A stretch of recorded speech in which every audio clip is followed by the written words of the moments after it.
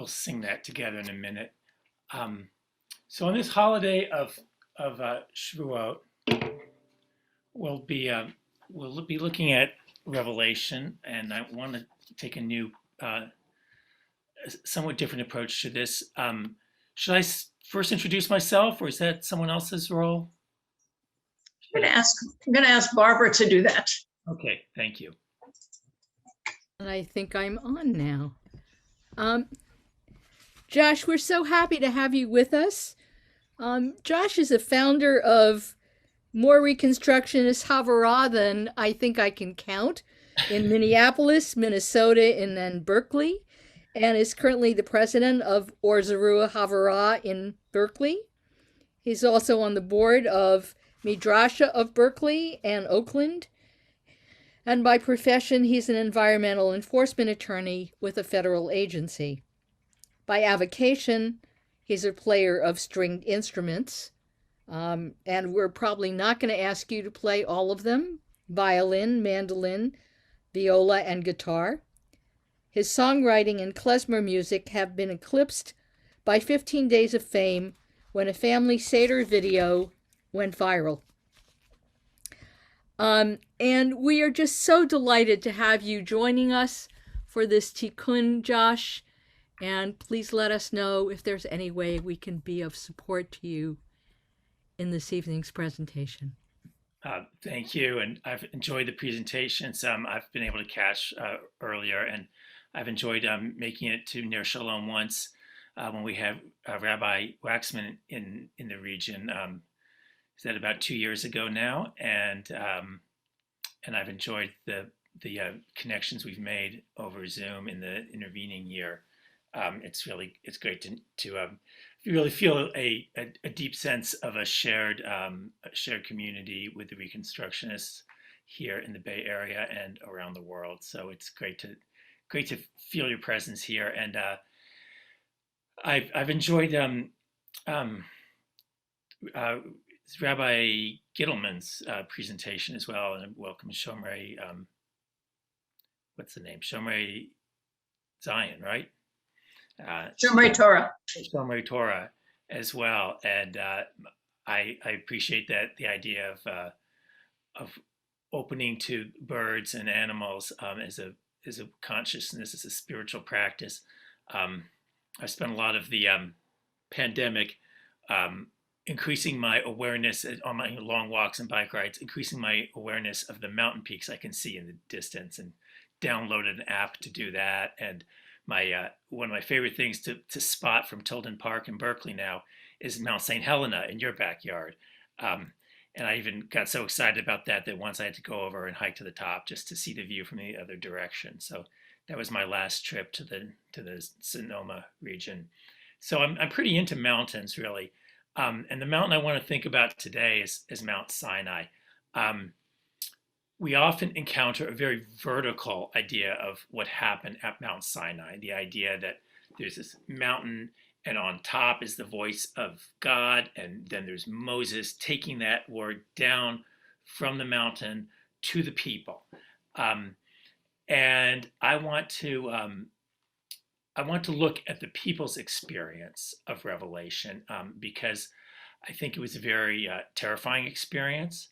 I think it was a shared experience. And I think that we're living in times that are scary, and that it's a good time to grapple with what does it mean to be open to the revelation that fear can open us to. I'm sorry, I don't know the name of this artist that has this image up online, but what I liked about it is that it's all the people at the mountain with the boundary set up in front of it, and it's not about Moses on the top. It's about the shared experience below. I'm now going to go to the next screen, which we're going to do with one click of a magical button. Yes. So, oh, that's how we do it. Okay. Let's sing that song together that I was just doing. I thought I had it on the screen, but apparently not. It must have been in the notes. I can't. Oh, no, you got it. Oh, you do. It's just the Zoom thing. The Zoom. Okay, great. So, fortunately, Diane will be singing this with you, but you all please sing along on mute as we do in the in the days of Zoom. Manora hamakom hazeh. Manora hamakom hazeh. Manora hamakom hazeh. Manora hamakom hazeh. How awesome is this place? How awesome is this divinity? I translated it twice because makom can mean both place and divinity. The quote, of course, comes from Jacob's dream. He wakes up and says that. So, of course, we just had a presentation on dreams, and I hope you wake up from your dreams and that Jungian introduction on how to find revelation in dreams and discover the awesomeness in that experience.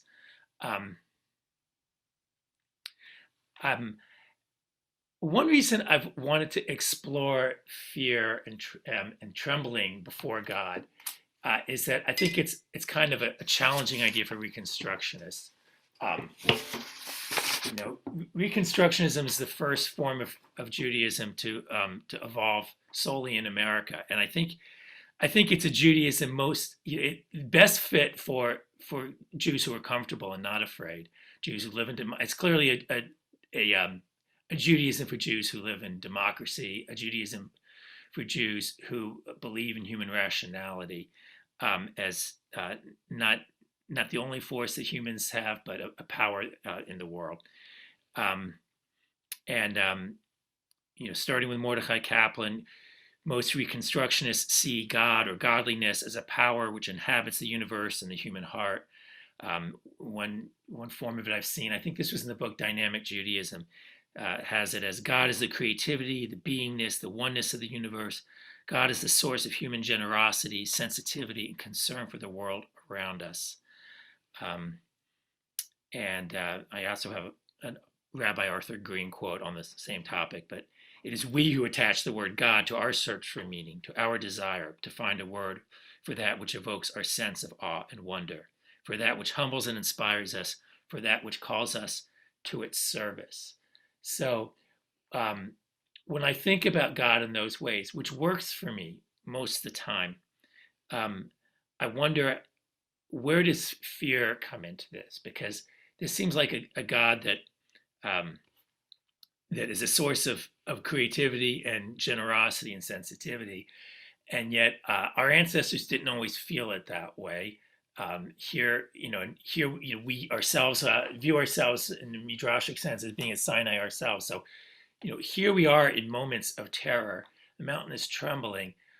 How do we grapple with that experience of awe and fear that we also have? Reconstructionists have wrestled with our traditional liturgy around Sinai as well.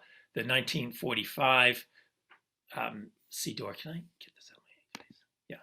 The 1945 Seder that Mordechai Kaplan originally published took out any references to the Sinai story, feeling that he didn't want to assert a belief in that in any literal idea that Moses delivered the word of God at Sinai. And that's what the prayer book says right after, at the very dramatic moment in the service when we're returning the Torah to the Ark, right? So the traditional text at that moment, at least in the Ashkenazi Siddur, is to say, V'zot HaTorah asher sam Moshe lifnei b'nei Yisrael al pi Adonai b'yad Moshe. This is the Torah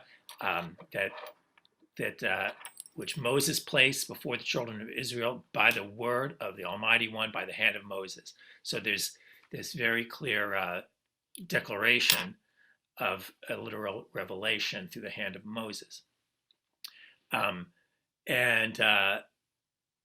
Mordechai Kaplan turned to another metaphor for Torah and spliced that bit of our genetic code into this sensitive spot.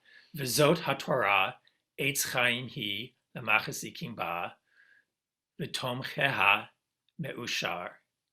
This is the Torah. It is a tree of life to those who hold fast to it. Those who uphold it may be counted fortunate.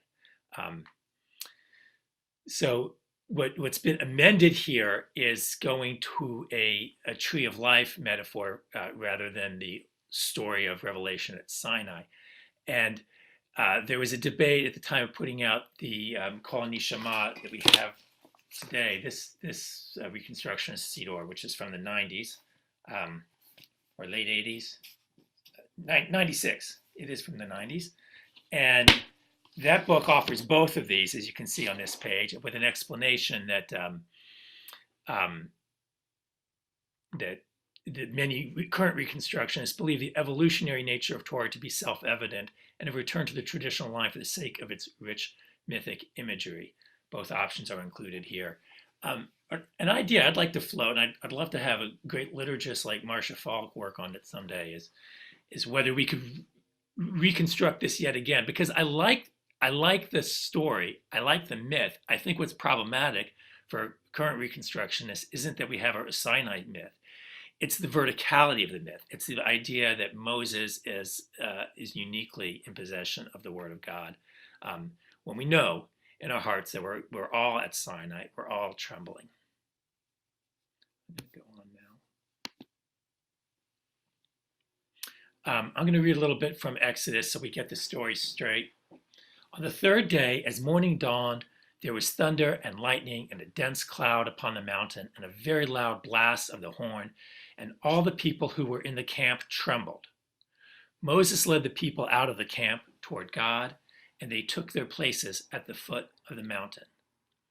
Now Mount Sinai was all in smoke, for the Lord had come down upon it in fire. The smoke rose like the smoke of a kiln, and the whole mountain trembled violently. The blare of the horn grew louder and louder, and Moses spoke. God answered him in thunder.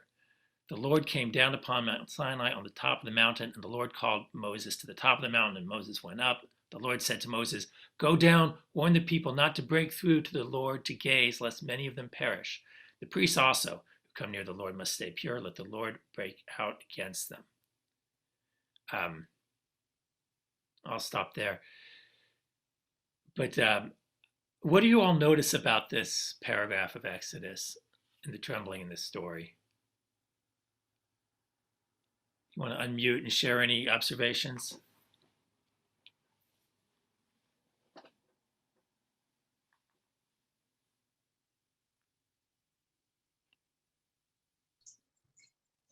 I'm not sure this is where you were thinking of going with it, but what it did for me is it feels like today. You know, there's fire, there's trembling, there's smoke.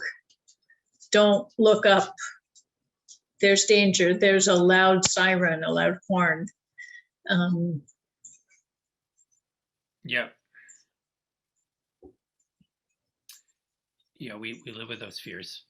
And, the pandemic brought on those fears. For many of us, fear of police brutality has become a real thing again. For fear of civil disturbances, fear of smoke and fire, fear of war and missiles, fear that our democracy will be stolen. Barbara, you've got a hand up?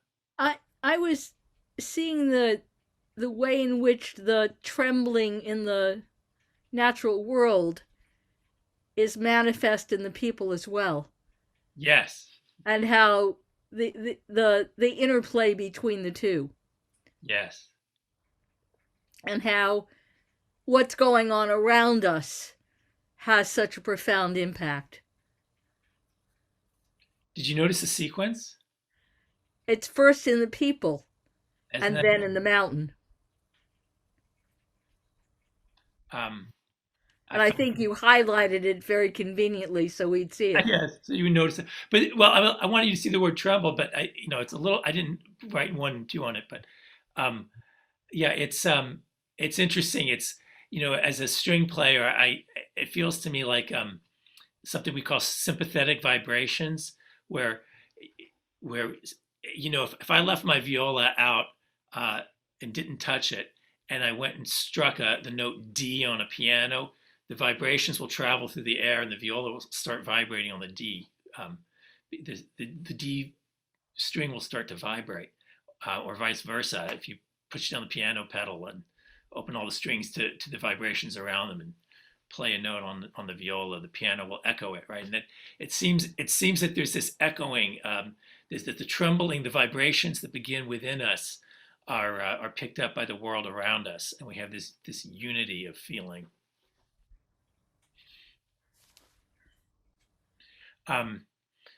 And I don't have the conjugations up in front of you right now, but the word for tremble in those two places is from the same root, charad, and the term haredi comes from this same root. As it means to tremble. Hared, there's a verse in Isaiah in which God says, "But to this one I will look, to him who is humble and contrite of spirit and who trembles at my word." So haredi really means those who are in awe, or those who tremble or quake. And the word for quakers is borrowed from the same quote in Isaiah. You can see Can where I I say found this. something? Excuse me. Yeah. So this idea of trembling and fear, we're thinking of it as this amazing monolithic thing from the mountain, but in fact, like we were saying about all the other things, we have fear every day. We're in fear, and not necessarily because of danger, but just because we're vulnerable, alive people who could die anytime. So whenever you realize that, you're trembling, just every day trembling. Yes. And we project that fear out into the world too. It goes both ways. Thank you, Barbara. Basha, sorry. The quote I read is before Moses goes up on the mountain and gets the Ten Commandments. Here's another passage after the Ten Commandments are revealed. All the people witnessed the thunder and the lightning, the blare of the horn and the smoking mountain. And when the people saw it, they fell back and stood at a distance.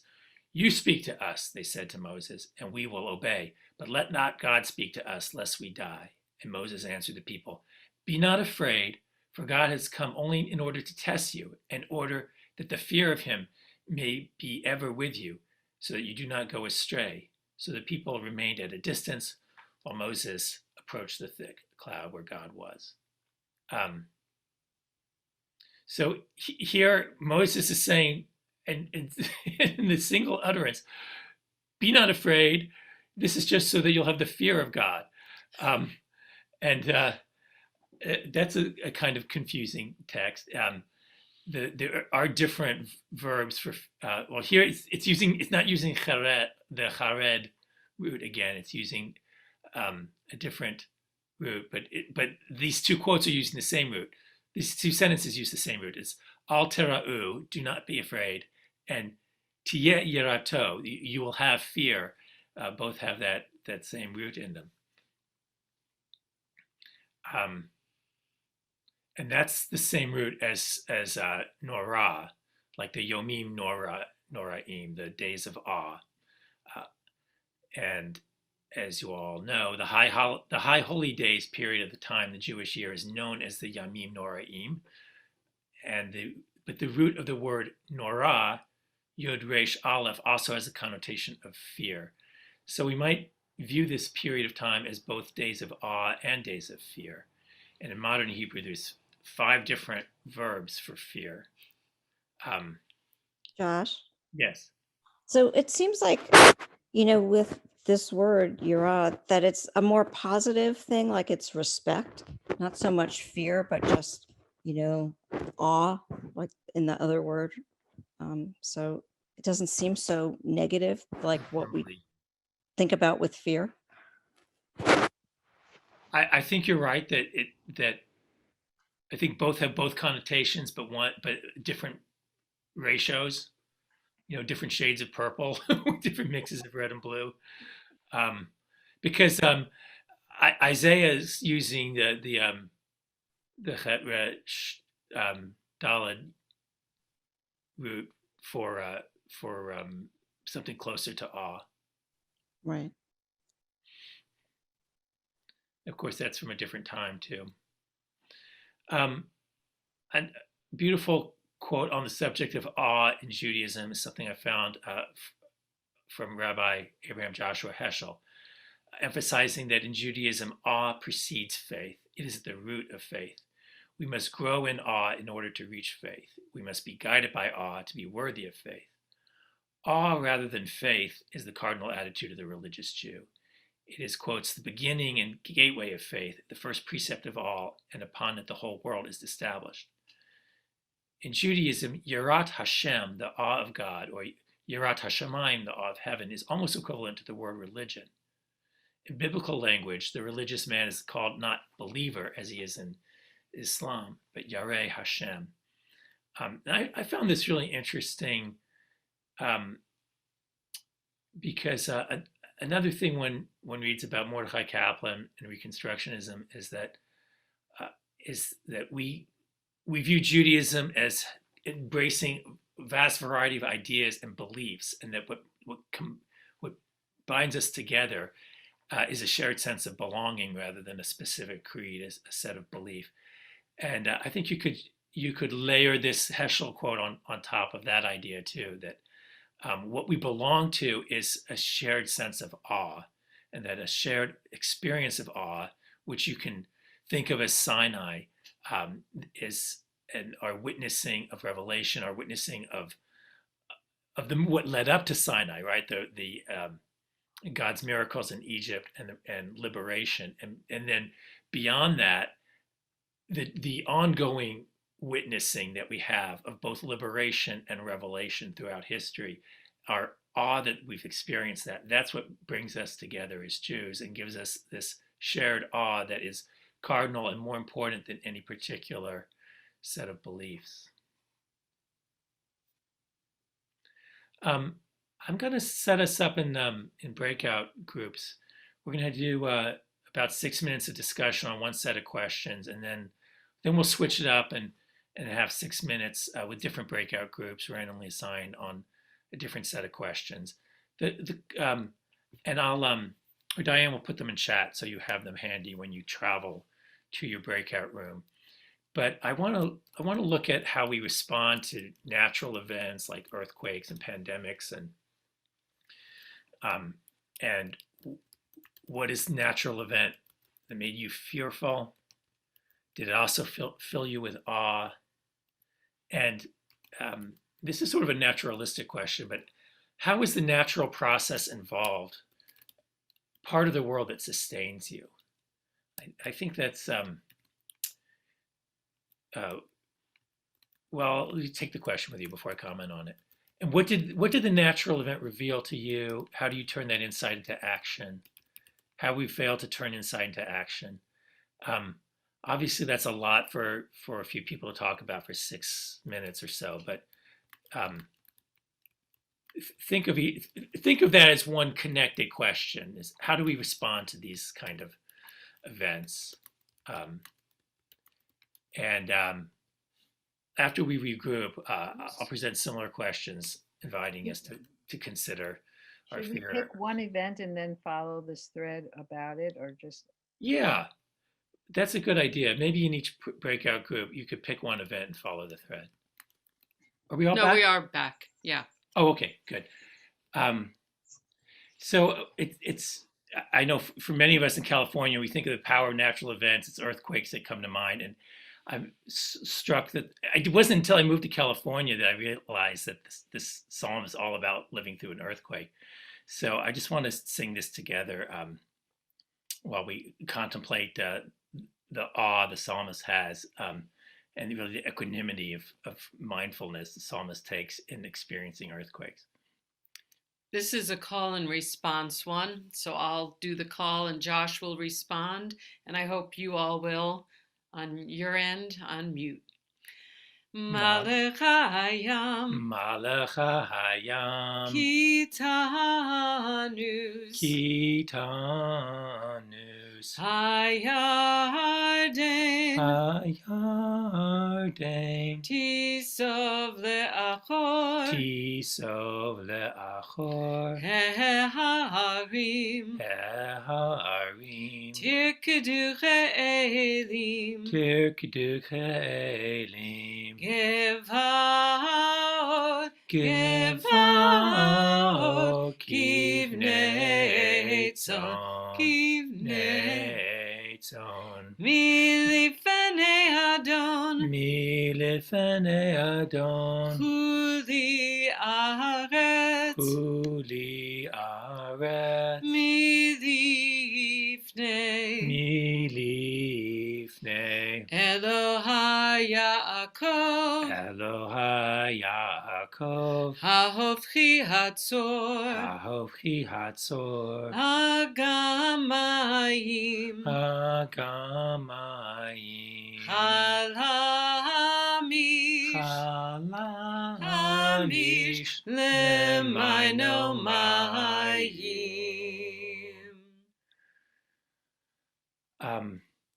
Whoops. I'll let you all read the translation yourselves since you're probably familiar with it.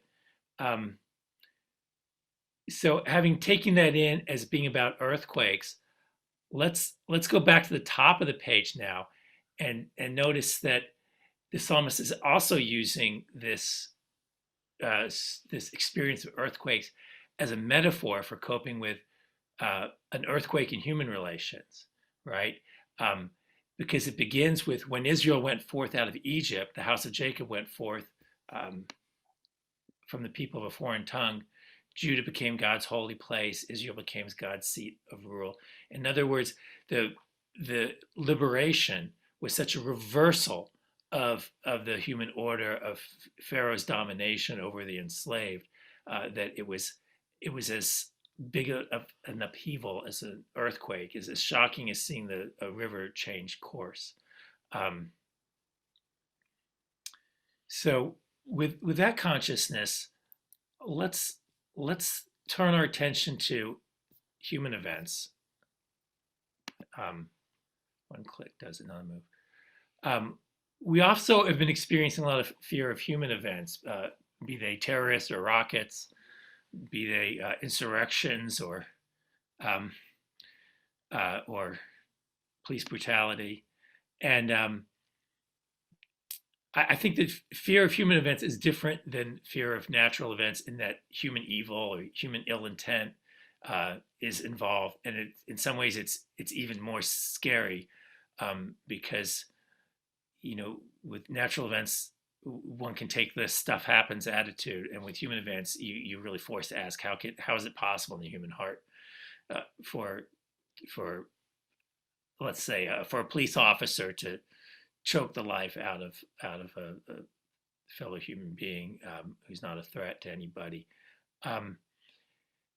and I want to explore how we deal with our fear of human events too. But I think that because of this different nature of dealing with ill intent, I think it might be better to look at the close calls and the survival of frightening human events, and ask when have we felt that something that humans were doing that made us fearful, that we survived, and how did that close call or survival fill us with awe, and what revelations came from there. So we're going to go to our second chat now, and You mean breakout our second rooms? breakout rooms, and we'll drop this into chat, hopefully more successfully than last time. Some people might okay, but don't get too hung up on the literalness of these questions. I think if you get the idea in general, go have a good discussion about how we deal with human events that fill us with fear, particularly the close calls and the survival. I'm trying to copy and paste, but when I do, No, you things can't. go on. All right. You can't without exiting. Sherry, can we go back to some different breakout rooms and see who we meet? There will be a little bit of overlap because it's a small group, but Okay. here we I go. knew There's only 9 people left. Okay. Maybe we should all just stay together, It's up to you. because then we could see the. Okay, sure. Sure, we'll stay together. I didn't realize the group was down to 9 people or 9 screens. I mean, Basha's got a child with her too, I see. It She wouldn't just be said time goodnight for to everyone him. to share. If we, Yeah, okay, we'll stay together. there won't be time for everyone to share that way. That's okay. We've got about 10 minutes till the other people start coming back in this room. So let's, whatever works. Okay. However you want to use the 10 minutes.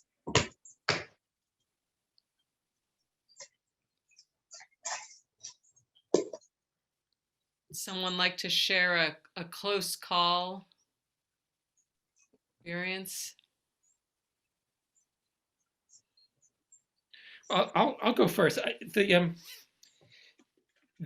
events in Minneapolis really touched me deeply because I'm from there. I went to high school about 8 blocks from where George Floyd was murdered, and it just was such a crushing disappointment in any idea that there's a liberal bubble in Minneapolis where things like this shouldn't happen. And this conviction last month made me feel like it went from the terror continues, and yet there was some survival, some escape, not for George Floyd and his family, obviously, but at least for hope, for the idea that that is possible for American liberal institutions, at least in liberal cities, to prosecute, to gather the evidence and get the witnesses and charge and bring the case and persuade the jury that what we saw on that videotape was murder. It's not redemptive, but it's a relief.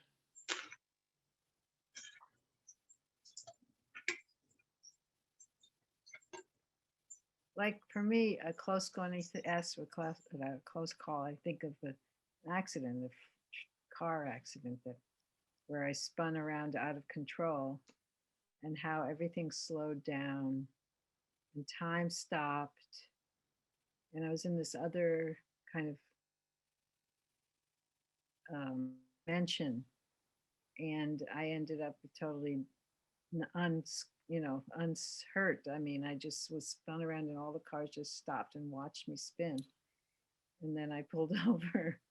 And when I came to sort of back into my body, I drove on to my teacher, Pema's teachings, but I was in an altered state.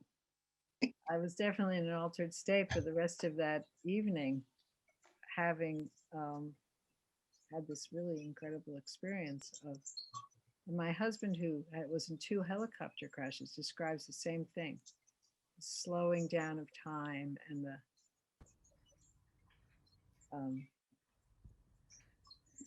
this complete different dimension, I guess you'd call it. What is how does that turn into action for me? It's life is very short and fragile, and better get busy doing what you came here for, whatever that is, or figuring out why you came here. Sense of purpose that comes to us from the close calls.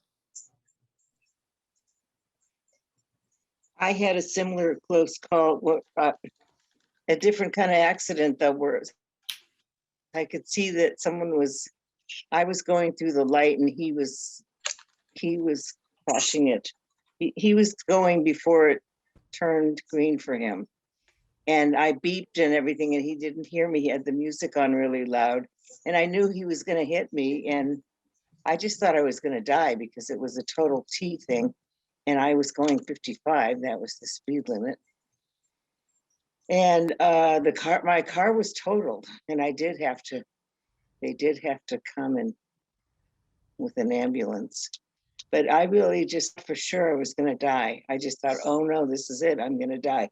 And it did seem slowed down, and it definitely changed my attitude after that.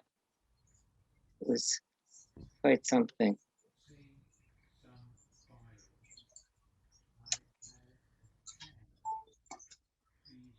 also thinking like you did, Basha, that I need to figure out what it is I'm supposed to be doing and do it.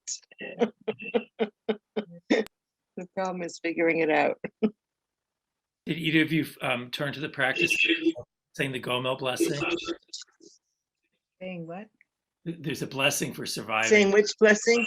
The Gomel blessing. No, which blessing is that? It's a blessing that is done during the Torah service sometimes for people who've survived an accident or even some other dangerous thing like crossing the ocean. It's traditionally said. Or How do I find it? I have a really old prayer book. How do I find it? It's probably a conservative prayer book. It's I know it's in the Reconstructionist prayer book in the Torah service, amongst the other blessings, like near the healing blessing.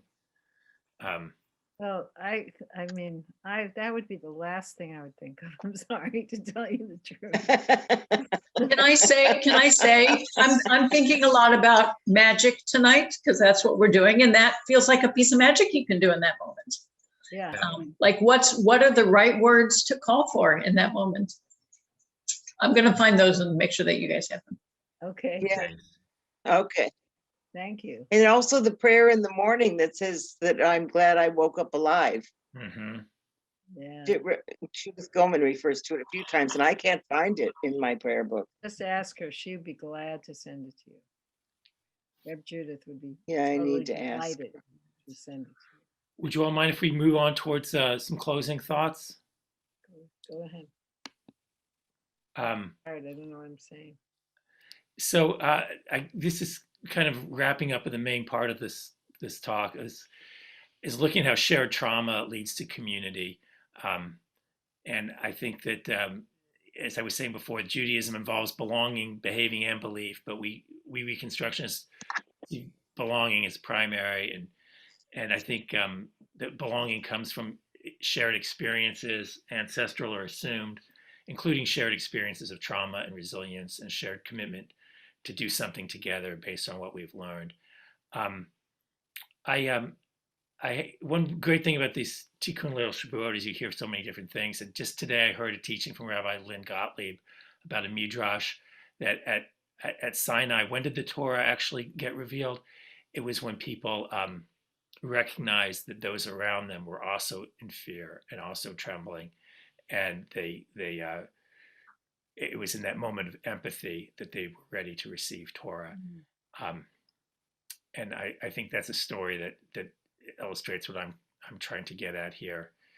And I hope that we can see that it is that all humanity shares fear of our inevitable mortality, shares a fear of being excluded, whether it's socially or economically, or even excluded from opportunity to live on this planet or to have a homeland on this planet. And I hope that we can recognize in others the trembling that is inside ourselves, and get our vibrations in tune with each other, and turn to empathy and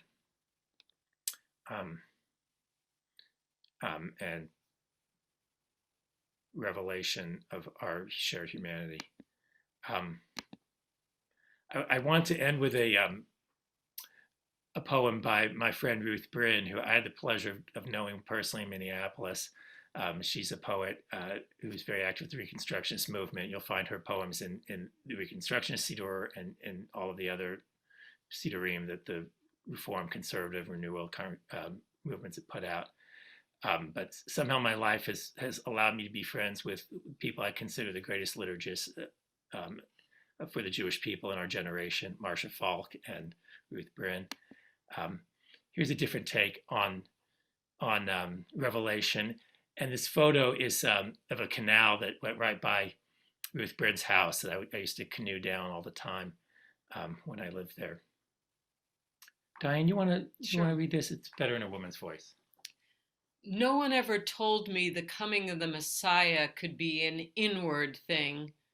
No one ever told me a change of heart might be as quiet as new fallen snow.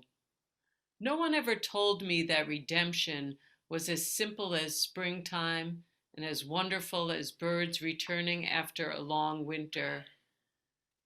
Rose-breasted grosbeaks singing in the swaying branches of a newly budded tree.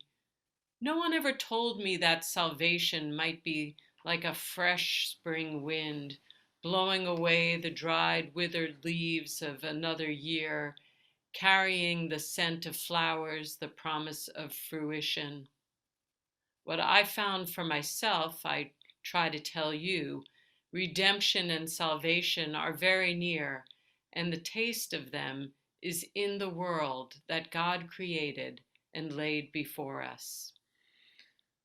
So I guess I'll close by blessing all of you that you may find revelation in the small beauties in the world, as well as, and find a challenge to make life meaningful in those moments as much as we do from the moments of trauma and resilience.